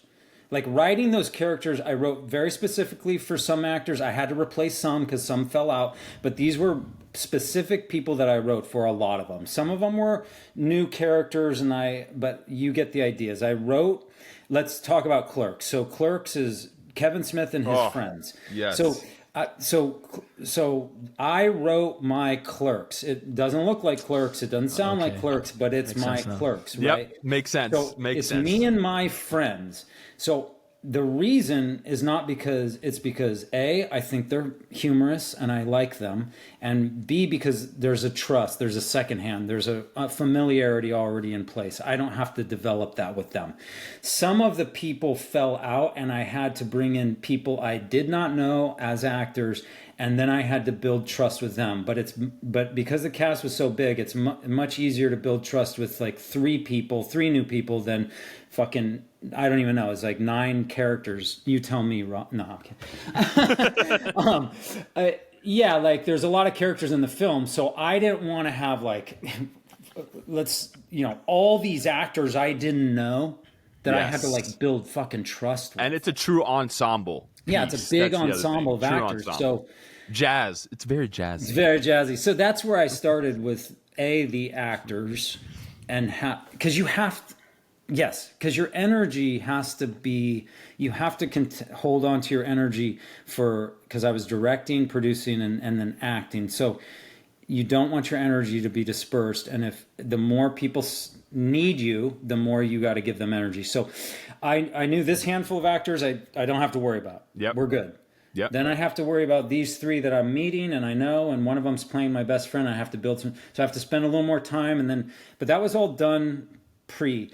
The concept is, again, I'll just go to Clerks. I'm making a film on a small budget. I'm going to have a very small, I knew enough that sound was the most important. It's not about the image. It's about sound. Yes. I have to get the sound. If I don't get the sound, I'm fucked. Yep. The image can suffer. I don't care. Clerks. It don't matter. This guy knows what he's talking about. The sound is there. So I got to make sure sound is covered. So what I'm getting at is streamline the crew behind the camera. As little people as possible behind the camera.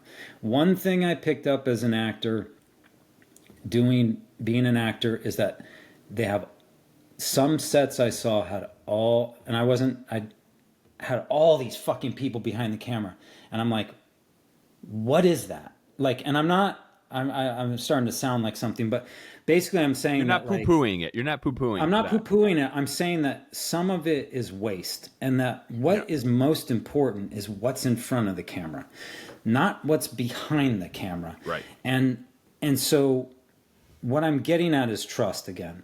Getting as few people as we need so that I can build trust very quickly with as few people as possible. So I can have a cohesive unit that I can have a secondhand language as quickly as possible with, and that I can move very speedily with, because Walnuts was a dialogue-heavy movie that was overwritten. The first cut was 4 hours and 20 minutes. We can get into that, but like... What? Because there's so much dialogue, and I gave all these people backstories, and we shot the bulk. We shot what would be 2 movies of dialogue in like 30 days, right? That's what I was going to ask, was how long was the shoot? Like 29 days, I think we shot it all. That's a big achievement. I'm going to pat myself on the back. That's a big shoot too, man. Wow. 29 days is a good chunk of time to shoot something. That's really good.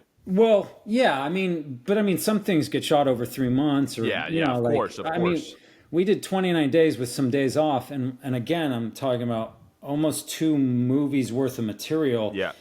And it's dialogue. It's not like it's fucking dialogue. Yes. Meaning, I gotta get these guys off book. We can't be fucking around. Like, it's like doing a play. So that's another challenge.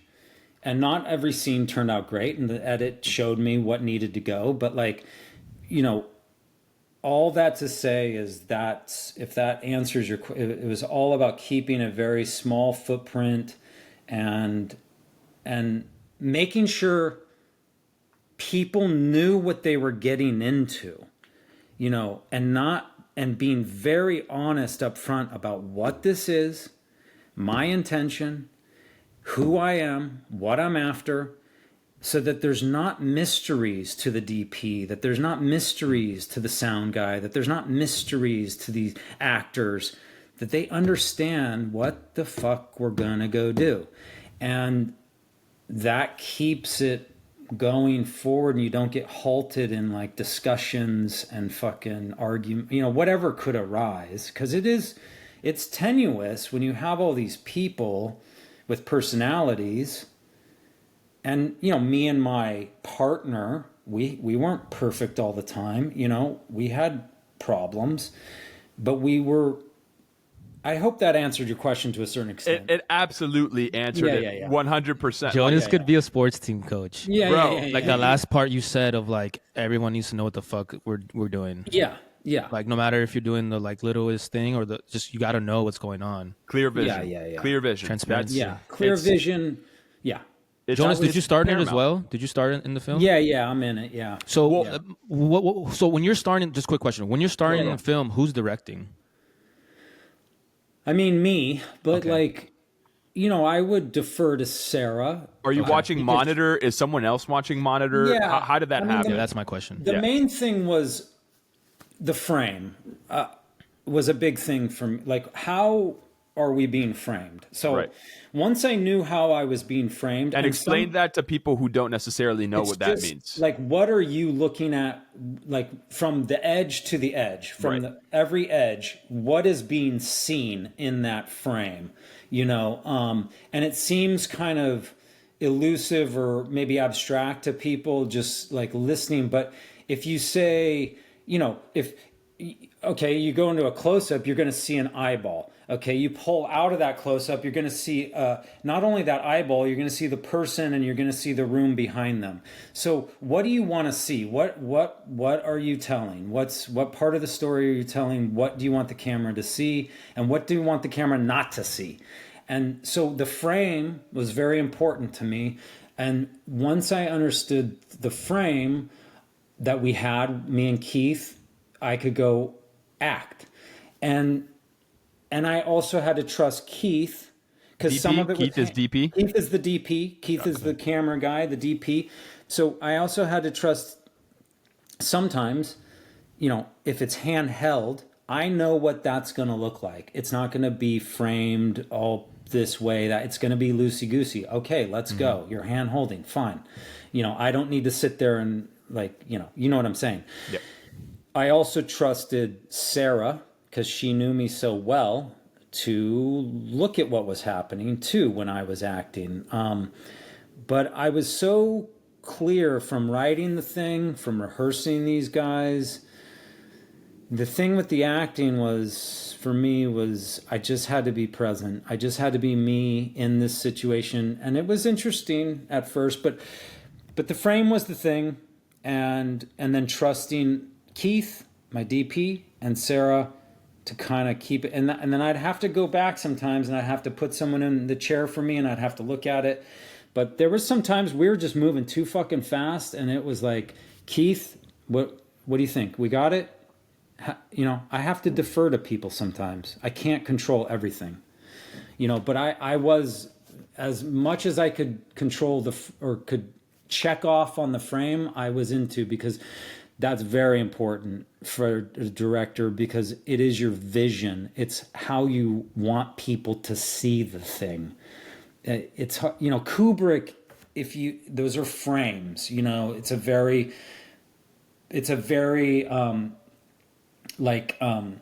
camera friendly, or how am I trying to say it? You know, it's a very cinematic frame. He's a frame, you know, he's framing everything, you know, but it's like even, you know, Tarantino framed. I was gonna say Tarantino. Think about Inglourious Bastards. I was literally gonna give the example of this painting behind me. Yeah. Right. Yeah. Like the painting, right? And like when you're in this frame with this sort of ratio, Isaac or George, you know, like I can only see a portion of Cafe Con right now. Right. And maybe that's all I want as a director for the audience to see. I don't want them to see the whole sign, because something about that helps me tell the story in the way I want to tell the story.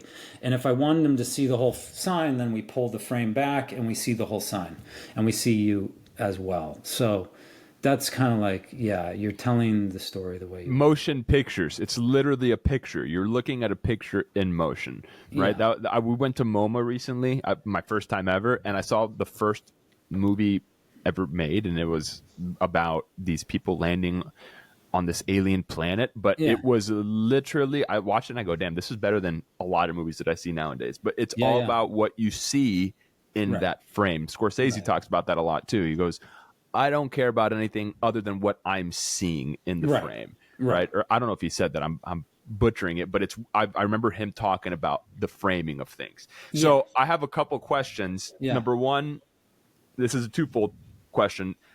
Did you guys rehearse a lot? The actors, I'm talking about the actors. Did you guys do a lot of rehearsals pre going to film to set? And number two, when you were acting, would anybody literally direct you and tell you, hey, switch it up like this?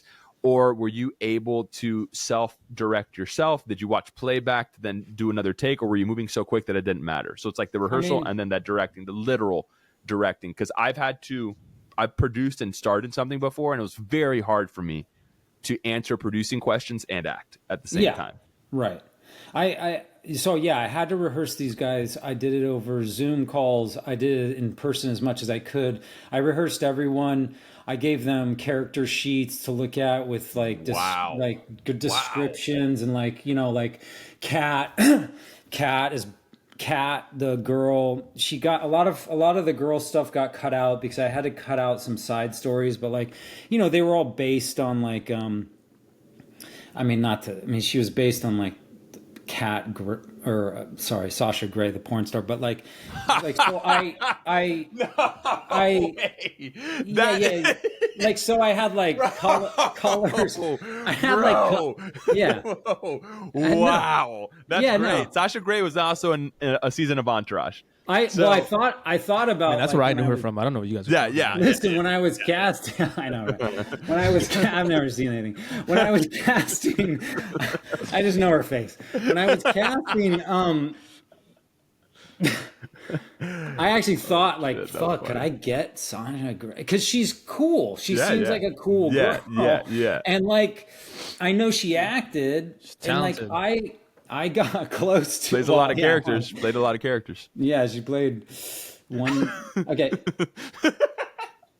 So, but I literally did think, could I get? You know, you have these fantasies. Nah, you have these thoughts. You have these thoughts when you're like casting and vision. Vision. Yeah, and there were a couple like people with kind of names that like. I was like, could I? That would be cool. But you know, I can tell you more about that character, but there is a porn element to a couple of those characters. And so anyway, what I was saying is that like I gave them all these character sheets so that they understood like this person's based on this, even colors and wardrobe and looks and then, just a lot of rehearsal. I had to. There was no way I was going to show up and try to do these scenes with people trying to memorize lines. No fucking way. How long was the script? How many pages? Roughly. Roughly, like the first, is probably around I want to say 189 or something.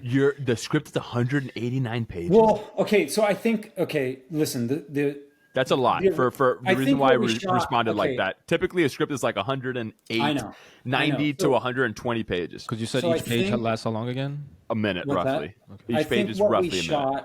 Listen, I think what we shot, I did write a script that was almost 200, but I think what we ended up shooting was 139 pages. Okay. Wow. Okay. Yeah.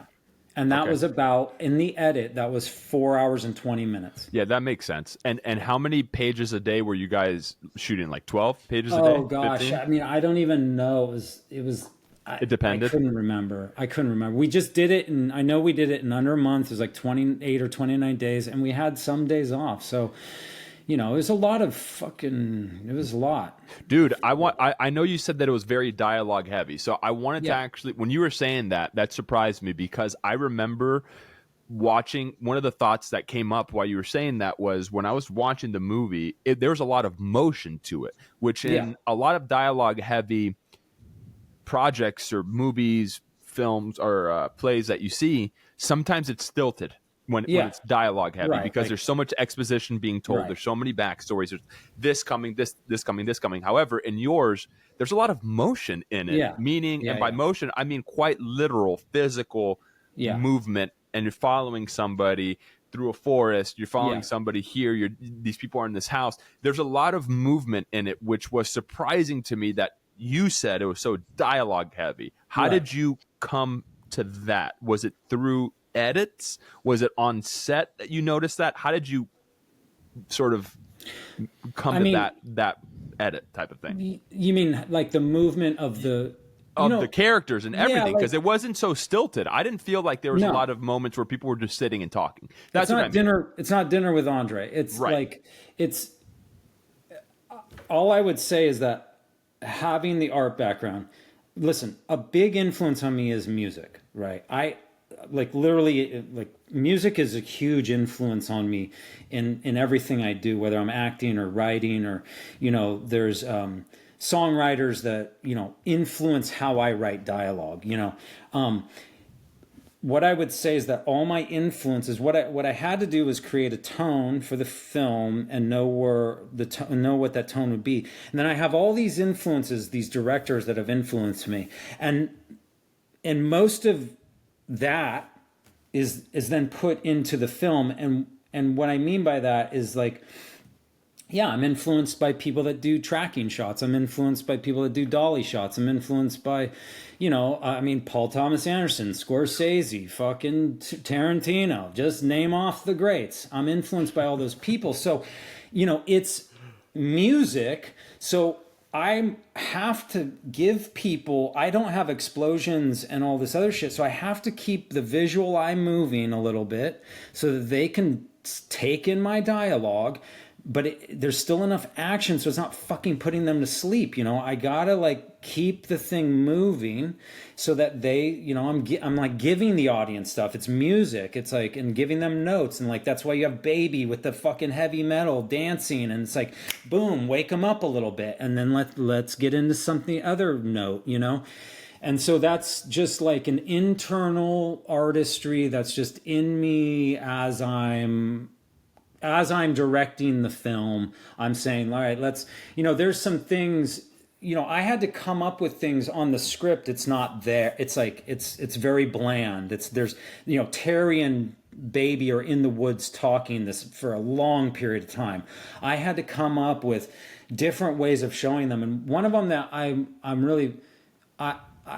was a tough one to pull off, and I don't feel, and Keith would agree, we didn't pull it off because it was a lot to ask of him very quickly with not much crew.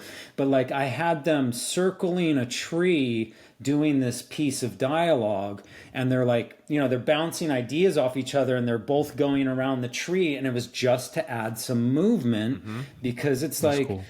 But it also worked psychologically with bouncing ideas off each other. And, Keith did his best. It was a very difficult thing to film with no prep. it was, and basically I was like, hey man, can we have him circling the tree? And he's probably like, sure, fuck. What do you ask? Yeah. Because it was tough to film with the crew we had, right? But yeah, the movement is just coming from all the influences, directors that I enjoy watching their films, and making my own. Kubrick. I mean, fuck, the fucking girl on a like on her little like kid scooter, or like what's his name, Danny, going down like that's, you don't even have to have dialogue, and it's like that's tells just a story, compelling to visual watch. frame. It kind of goes back to everything we were talking about. I have a question, and then we're at an hour and 34 right now, so we can start to wrap up. And George, I don't know, do you have any other questions? Just a quick question. This? How long? Obviously, because it's somewhat about your life. How long did it take you to write this script? I mean, the script took probably about, in full, maybe 1 to 2 years. Maybe, yeah. Did you always wanted to write this script, or you just came about one day? Well, I was trying to write like other things. I've tried to write other things, and I tried to write like what I would call like normal scripts. And I didn't go to script writing school, and I won't go into the long version of this, but like I basically was like, at some point I was trying to write like something that I just didn't know how to do this. I didn't know how to write like a normal script, and but I did have an ability to write for these people. And anyway, long story short is I just got inspired at this one, holiday party with this group of people that, that some of them are in the film. And I'm like, oh, fuck, I need to write for these guys. I don't need to write for ideas of characters that I don't know. I need to write what I used to write when we did sketch comedy, because we did sketch comedy together. And so, yeah, like I was trying to write things, they just weren't clicking. And then I realized, oh, okay, this is what I got to write for. I got to write for these guys. And then it started just unfolding and unfolding. I know we got to wrap up. I knew this was going to happen. I got to take a leak real quick. Can I do that? Yeah. Go take a leak. Yeah, just 2 minutes. Go for it. Go take a leak. Take 2.5 if you need. All right. Yeah, dude. Oh, he's got a picture too. Look. Yeah. Oh, wow. I didn't even see that until right now. Dude, this is so interesting. We never got to MMA. I know. Well, we kind of did at the beginning. I knew that this was good. When I saw the first 10 minutes, flew, that's when that was crazy. Because I looked down and I saw the timer and I said 10 minutes has gone by. That's when I knew, this one's gonna flow a little different. Because with the other ones that we've done, we've recorded over 30. We haven't released all of them yet, which is kind of wild to me. But I think we've learned already at this point, at least for myself, when I see like that 15-minute mark and I go, how long has it felt versus how much time's passed? Yeah. That's how I kind of know how the episodes are going to go a little bit. And this one, the first 10 minutes I looked down and I saw 10 minutes and I thought, that was quick. Whoa, when I saw that was minutes, fast. I was like, that was fast. Yeah, dude. It's been, it's really... It's wild how the minds work of people. I keep saying that, dude. Every single episode that we've had, I'm always so blown away by how differently he has a rare mind, like you're saying too, of like being creative but still like technical, scientific. Process. Yeah, the science. You don't get that. Creator. There's not a lot of people like that. No, nice picture, by the way. We were just commenting on your picture and how we didn't even get into MMA. I told George beforehand that you love MMA, and we were like, maybe we'll talk about it. We don't ever have a structure to this, as you've seen. No, it's great. This is just, let's have a cup of coffee, put our phones down, and talk for a little bit. But one question I had, we'll do a part 2. No worries. You are welcome to come back whenever you want, brother. It's been so lovely. Lots to talk about. Yeah, it's been amazing. So, is there anything that you would have done differently after having shot this, or a lesson that you learned? And then we'll wrap up with the last 2 questions that we have. But that's just something I had to know. Yeah, I'm not, raising money was difficult, but I don't know. I wouldn't want to get into that. I'm just going to talk about the actual film shooting was one of the best experiences I've ever had and may ever have. I hope to have great experiences again, but I will always see that one as one of the penultimate experiences, one of the best experiences of my life, and it was fucking amazing. And like, and really like. Yeah, like the editing and like, you know, what happened after I would do differently because it took way too fucking long. But like the filming itself was one of the best. And, you know, these guys and the people that participated with me, I'm not gonna put words in all their mouths, but some of them have said that they had the best time of their life. You know, Buck, Wayne Whiskey said, and for me to give Did you just name the actors? You said you're not going to put words in their mouth. No. The ones that have said that. No. The ones that have said that. I'm not going to put words in all the crew's mouth, or, you know, maybe some of them fucking hate me. I don't really know. Oh, that was so funny. But like, but the ones that have actually said like that was like Lloyd, and that's another one. You just named another one.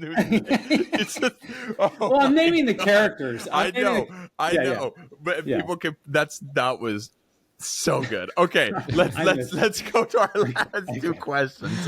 That was so good. I want to go to our last two questions. First off, bro, thank you so much for spending time with us. Seriously, I can't wait for part two. I already know there's going to be a part two. Thanks for having me. This has Let's been do a part two. Bro, this has been so much fun. I was telling George, you know, we've done enough of these to know when we look at the timer and we see that it's been 10 or 15 minutes, we know kind of how the episode's going to flow. And the first 10 minutes of this blew by, and that's when I thought, oh man, this is going to go fast. So we have two questions that we wrap it up on. I'll ask mine, and then George will ask his. My question has to do with the whole concept of a steel tissue. And I'll tell you what I mean by that, because I think a tissue can wipe away a drop of blood and it can wipe away a tear. So my question has to do with resiliency and vulnerability.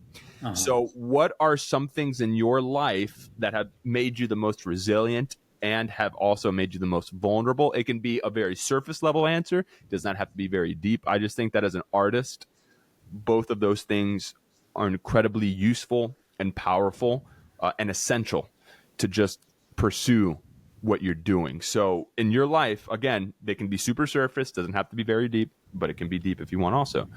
What are those things that have made you resilient and vulnerable?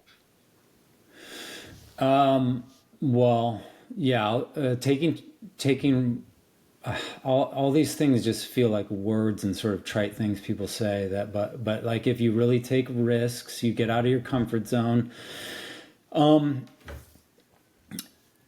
It's really in taking chances, right? It's really, and okay, what's made me resilient and also vulnerable is like opening up like my heart to things, opening up my mind to things, trying not to be rigid, trying to face things that are painful, right?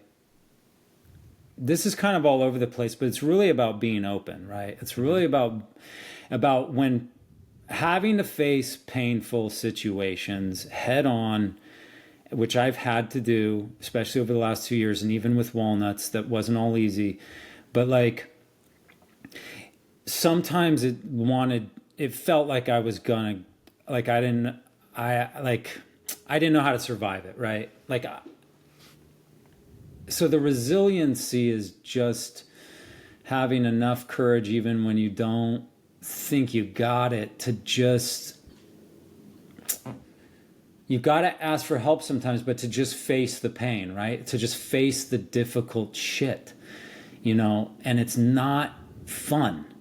The resiliency and the vulnerability come from opening up and facing the things that are not pleasurable, and then moving on and keeping going. But you have to open up and face the things that don't feel good and are not pleasurable to feel. And then you can keep going and move forward. That's the short answer. I can ramble on, but that's... That was beautiful. I've always find people's answers very funny to that, because it usually starts out with, oh man, like you said, this is going to be kind of trite and whatever. And then as people keep talking, they start to like really get into it. And it's like the most deep answer in the world. That was beautiful. That was exactly what it needed to be. GM, take us home, GM. So it's along the lines of what Isaac said. It doesn't have to be super profound. It can be surface level, or however you want it to come off. But mine's more so is just fill in the blank. And it goes like this. My name is blank and I am blank. My name is Jonas and I am God. No, I'm kidding. My name is my name is God and I am Jonas. All right. Okay. My name is Jonas and I am You even can take out the M. You can take out the M if you want. What is it? You can even just say my name is Jonas and I blank. It doesn't have. You don't have to put M. My name is Jonas and I love you too. Oh, that was what a sweet boy. It's ridiculous. I don't know. Sweet My boy. name is Jonas and I love Sasha great. I don't know. It don't matter. Let's leave on a laugh. Let's leave on a high note. Oh my God. I've gone deep. Let's go light. Let's go light. Yo, honestly, like I've already envisioned a long time ago after once we reach the 100th episode, I want to make a compilation of that last question. Yes. Oh my God, that's a good idea. I never even thought of that. That's a great idea. Before we go, do you get? Yeah, it's one of those that I have to just let something come out. And if it's fun, cool. If I think too hard, it's just gonna feel. Yeah. Anyway, maybe. So anyway, but those are interesting ones. Yeah, to just like whatever comes to mind. It's sort of dude. You can't. There's no right or wrong answer. Yeah. And the 3 viewers that we have are either going to think it's great or not. There's one that's going to be indifferent, one that's going to like it, the other one's not going to like it. Yeah, so exactly. You're okay. He's just kidding. He's just kidding. He means the 1,000 of viewers. Yeah. Now's the time to plug anything you want. You know who? Yeah. So Jonas, this is your time, bro. Yeah. Now you have that camera, and that camera. Tell everybody, tell the world what you want them to know.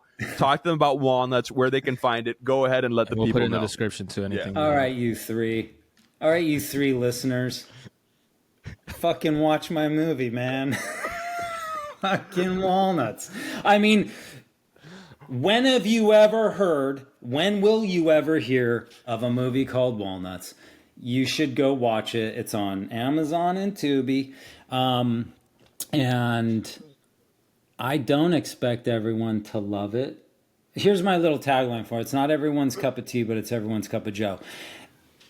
You watch stuff all the time that you're used to, and I get it. It's like mental candy. This one might challenge you in a weird sort of way, but why not? Just give it a shot. And if you want to watch it in 2 parts, I'm fine with that. You don't have to watch the whole thing at once. Anyway, I'm grateful to be plugging my movie that I made on this show, and like that's a big achievement. And I don't always even pat myself on the back for the thing that I've done, and it's a joy to talk to other creatives like you two about these things, because I enjoy these conversations, and hopefully, someone gets a little something out of it that maybe helps in some way. So yeah, and Walnuts is deeper than it appears. There's many layers to the film, so it's a fun little ride. Anyway, I got a lot from this. So I think that, and George was talking about being selfless and you have to be selfish first. I think it's interesting because I think we get a lot from this, and there's certainly people that listen to it that will randomly reach out to us that it connected with. So you absolutely are going to touch somebody. You're a great guy, Jonas. Seriously, it's been so amazing seeing your face. Thank you for just spending time with us. Like, this has been beyond a joy. Yeah. So cannot thank you enough. definitely will be a part 2, 3, 4, 5, 6, 7, Yeah, 8, let's 9. do part 2. Thanks a lot, Jonas. Appreciate it. Yeah, Man. and in case you forget, in case anybody else forgets, there's just one more piece of something that we have to do. Yeah. This is it. This is the Cafe Con Podcast. I love it. Love Goodbye, everybody. Goodbye, everybody. Thanks, George. This is the Cafe Con Podcast.